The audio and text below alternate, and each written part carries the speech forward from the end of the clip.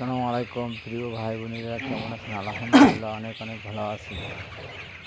সবাই বলারও বয়স 12 দিনই 600 গ্রাম করে ওজন হয়ে গেছে। সবাই একটু শেয়ার করে দেবেন, ভিডিওটা সাবস্ক্রাইব করে দেবেন।